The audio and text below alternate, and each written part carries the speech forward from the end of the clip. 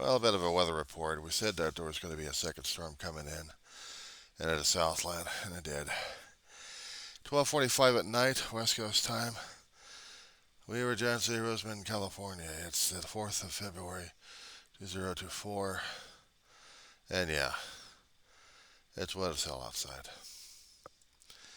Okay, so what I was trying to talk about other things, politics, religion, donuts, my past. I was also going to be making something of a response to Bo the fifth column. I keep forgetting what King's first name is all about. Justin King. That's it. I was reminded, Justin King, Bo the fifth column, tried to make himself. Anyway, he wanted to give warning to the state of California and those living out here about how to deal with the weather. I'm looking at the guy and I'm thinking, you gotta be fucking kidding me. What is this with this asshole? You can deal with your own damn hurricane crap, but don't tell us Californians how to deal with our own shit, because we're dealing with our own shit as it is. I've lived here all my life. We've got mudslides all over the damn place. You don't think I know this damn shit? Give me a fucking break. We have four seasons out here: fire, floods, earthquakes, and riots. Riots, we have them every once in a great while. Earthquakes, they come without warning. Fires, we have stupidity and nature working against us. And floods, it's a constant every time we have rain. When we have fire, we have flooding. We also have loose aggregate. We also have loose soil comp. We have hillsides that are supposed to have been structurally sound, but they're not. They've soaked up too much water in the water table, and it's fluid. We have shifting of rock and material all over the damn place. The line between San Clemente and San Diego on the Surf Runner, the Amtrak Surf Runner, we got that closed off because there's been a lot of sliding. A lot of material had been slid off that has damaged the rail line. And they've got questions concerning about soil creep and everything else going on over there. Give me a second. I mentioned about the fire situation that we had. It's one of the other things that we got going on. Fire has a way of denuding the landscape's ability to hold in the moisture. Plants would do that with a deep root system, but if we got shallow root systems going, they're not going to hold very much. And then they would be able to help with the slide. When we start losing deep-seated roots in our hillsides and the mountains that we have, we're potentially creating flood zones left and right. We do have channels left and right in the hillsides, mountains, and also in the flat areas. We have urban flooding. Throughout the decades, the city of Los Angeles had been developing their own techniques of how to deal with search and rescue operations regarding urban flooding, especially when it comes down for our flood drains. We have these passages throughout the Southland draining into major rivers that go out into the ocean. We have people trapped in these things and get flooded and die in there. That's why for decades, Orange County, not to mention I think Ventura and Los Angeles County, have been working on their own issues regarding how to rescue people, mostly Los Angeles. And we have teams, search and rescue teams also developed for that as well. Uh, Especially when it comes down for disaster zones happening. So yeah, we are well acquainted of what things are going on these days. But people are stupid and they'll drive through the flooded streets left and right, flood out their cars and say these things float down the river. Or get themselves trapped and drowned in these damn things. Or how about homeless encampments in our main waterways that didn't keep up with the weather report until it was too late? But if they had, they'd still remain anyway. I think it wasn't going to be that bad until it got that bad. So we still have that issue dealing with. As for the hillsides, yeah, we have alluvial plains all over the damn place. We have sedimentary rock all over the damn place. We have areas out in the desert that are flooded out with the streets. But people are worried about the hillside communities that we have, especially when fires came by, roars through, and then you have sliding issues all over the place. But other communities that hadn't been affected by it are still going to get buried alive, unless they're well above the slide. But if they're above the slide, they're going to be part of the slide. If you're living out here in California, especially Southern California, you have to be aware of this stuff. You have to be taught. You have to be educated. Our guys on the television do that on a constant basis. So when I hear this one guy coming from Florida, or where the hell he's coming from, he's dealing with his own flooding situation over here. His situation is a lot different than ours.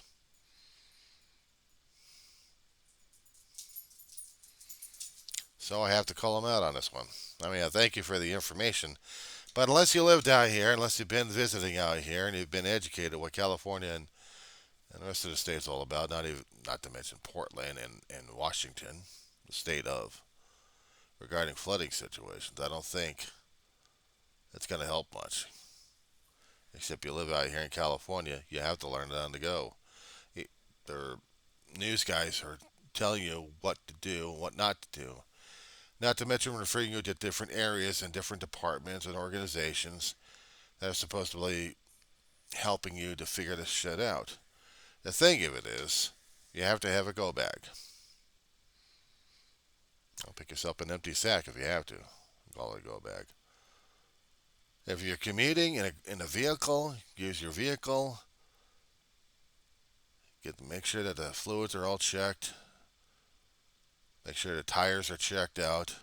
They got plenty of air. They're not cracked. They're not worn in the rubber in the treads. That your oil is already changed and ready to rock.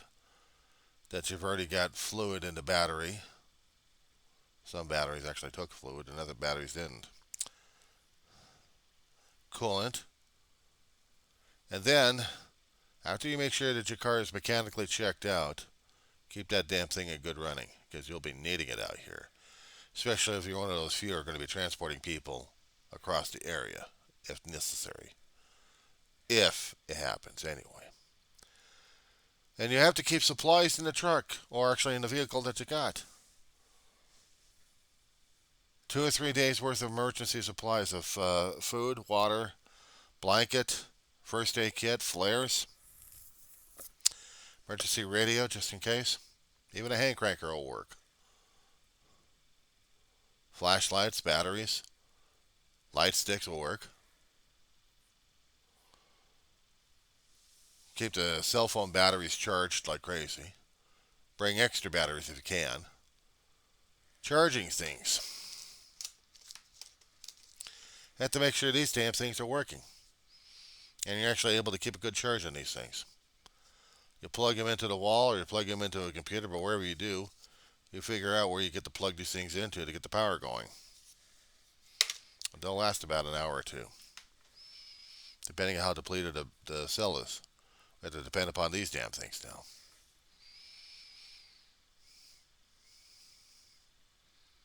If that's not the case, we also keep clothing in the car as well. Change of clothing for at least a day or two. Jacket works. Medical supplies. How about this one? Incontinence supplies. Yeah, that's a lot of shit to put into a go bag, isn't it? Or a go bag or two, but yeah, you need them just in case.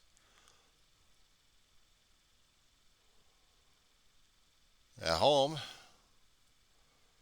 you make sure that your pantry is stocked with canned goods, dry goods that are not going to be contaminated by moisture or by bugs going into it.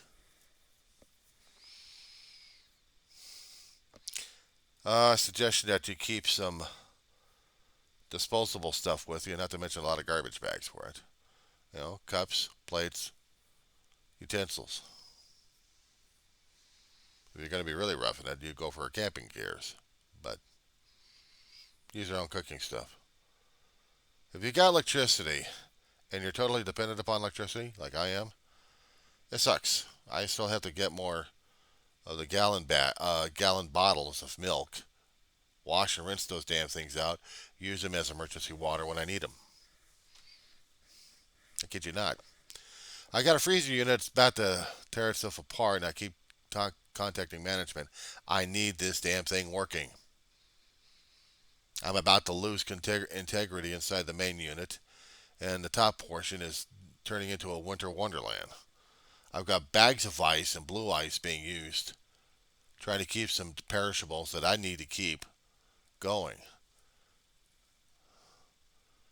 And if necessary, I'm using 2 igloos with blue ice being exchanged on a constant rotation about 6 to 8 hours, just so I can keep some of the stuff, not spoiling.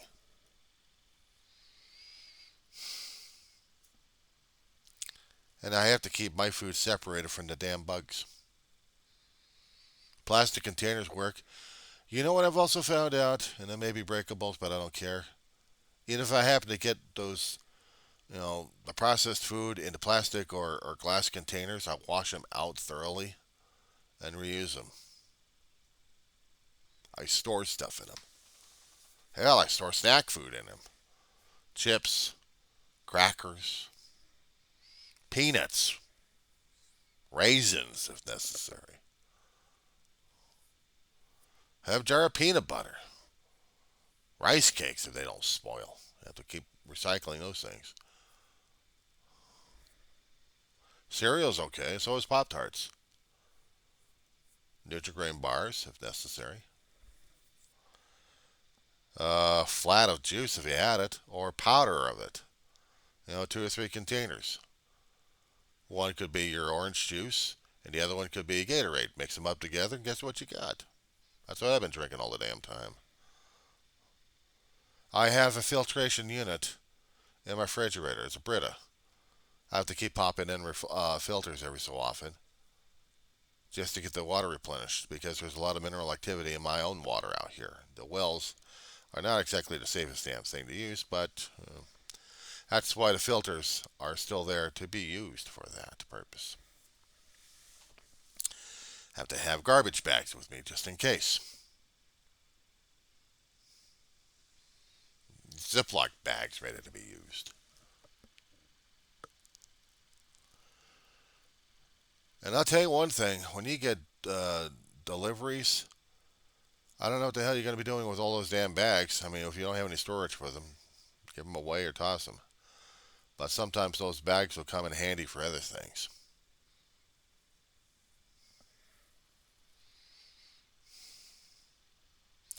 Little things add up. Little things add up for survival.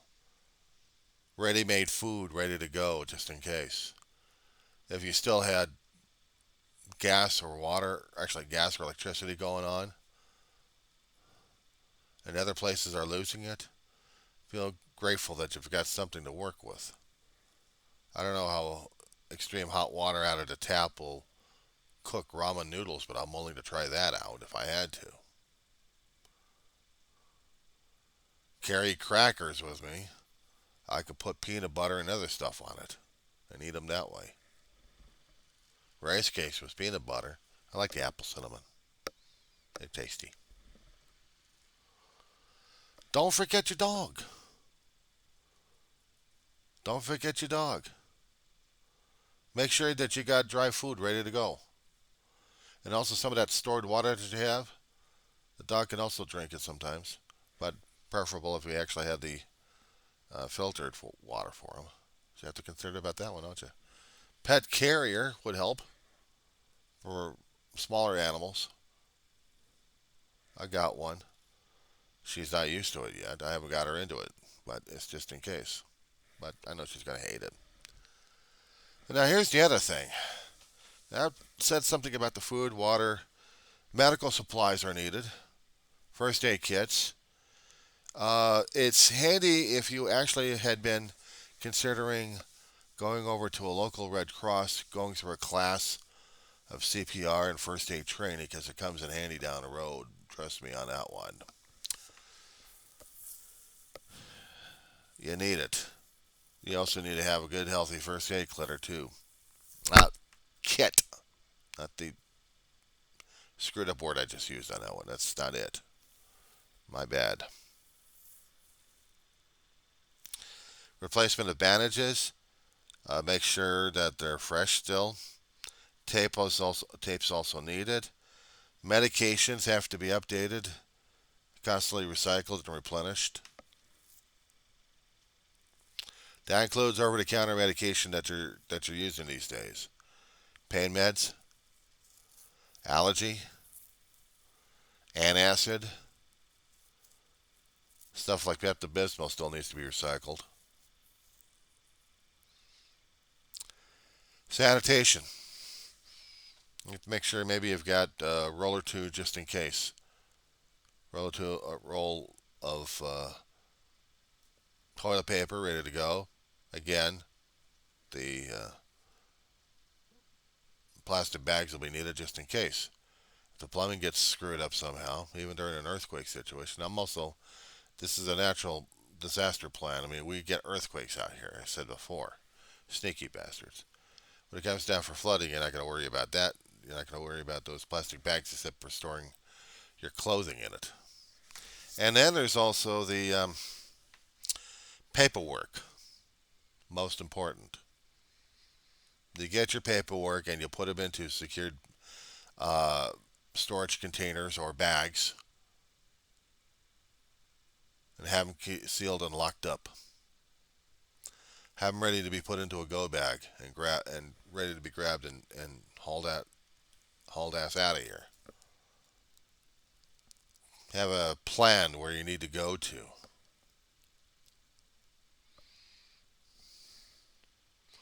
You keep your ear tuned to the news regarding weather, especially when you know that weather's going to be turning bad, and they're saying that we're going to be getting a lot of flooding going on in different areas.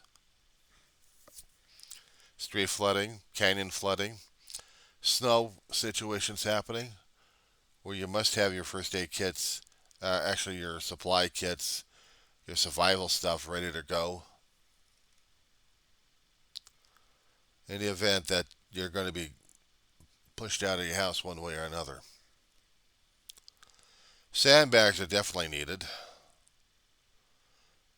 Sandbags are definitely needed, especially when you're living in the canyon areas and also in floodplain areas. Fire departments and other areas would actually have the sand necessary and bags. You fill up your own bags, you put them into your vehicles, and you get the hell out of there with your stuff. This is the kind of stuff we have to go through over here on the West Coast.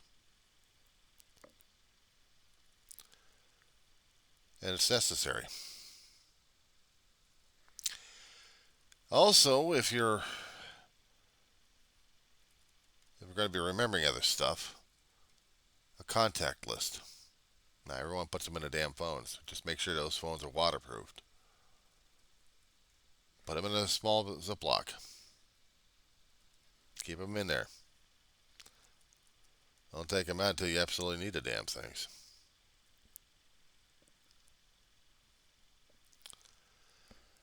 With the sandbags, you put them in different areas that you're going to be needing to push the water away from you.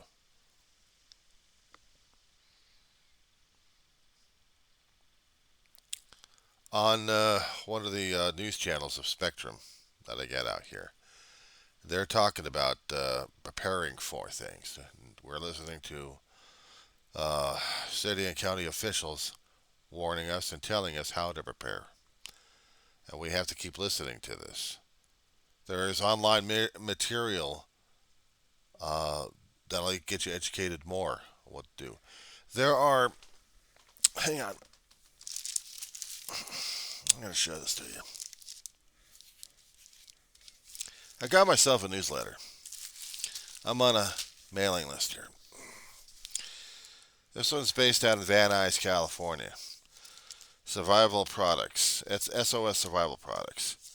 They've got a newsletter. I got to get the hell out of here. They deal specifically with survival stuff.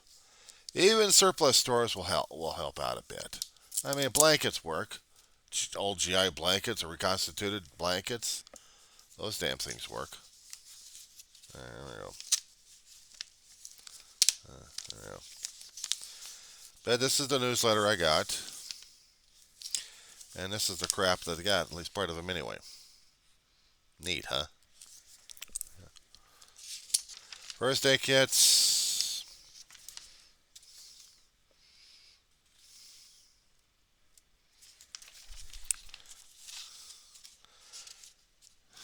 Office kits that they can actually put into garbage cans.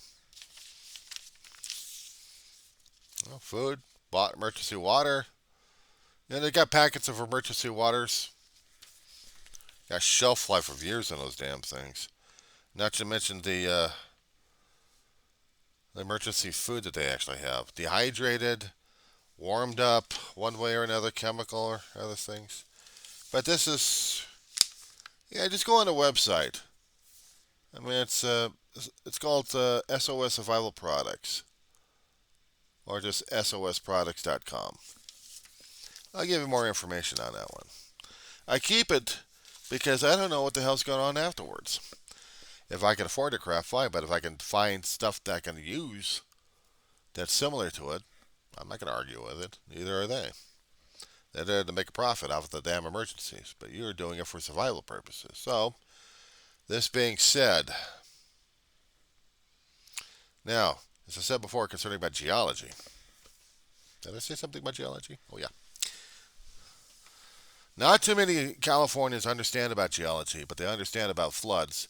They understand about landslides, so they are educated by the geologists, seismologists, and other earth scientists that we have that'll tell them what's going on and what's happening these days with how it affects us a great deal.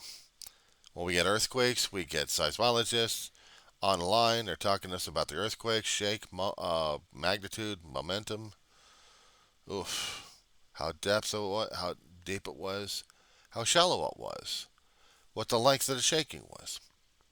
But they also help us out, being geologists that they are, specialized geologists, and they look at the stuff we have to deal with concerning about the landscape left and right. How is the hillsides going to be able to absorb as much water as they can if they're going to be getting any massive movements?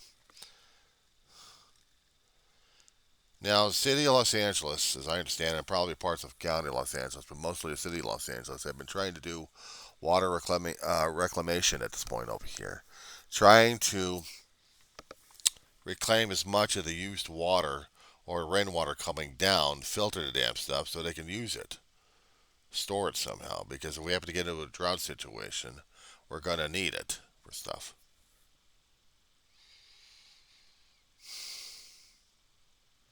We don't have the hurricanes. We do get high Santa Ana winds out here. We do get them blowing like crazy, but we don't get the hurricane winds. We don't have the energy for it. But we do get high energy thunderstorms moving in.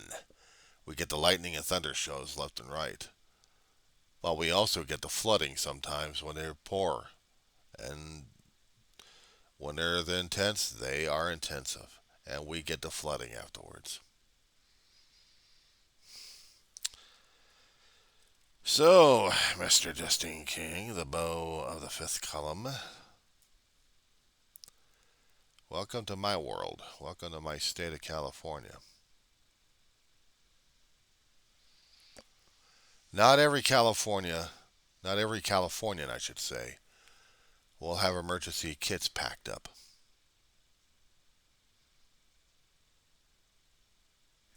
they have the ability to say que sera, sera. But some of us have been through it too damn much. We say, you're fools and idiots, and we pack up and we get things ready to rock and roll. Or we scrounge like crazy. We also try to become community leaders one way or another to tell each and every one of us that we have to get our stuff together, that we have to prepare. I don't trust the geology, period. I mean, I love science, don't get me wrong. I love, let's see, astronomy and geology go hand in hand. What I don't trust is the Earth movement itself. Earth moves on its own timetable. We don't have it. We're not privy to it yet. We don't have the science to figure this shit out yet. And if we did, that may help us out a great deal.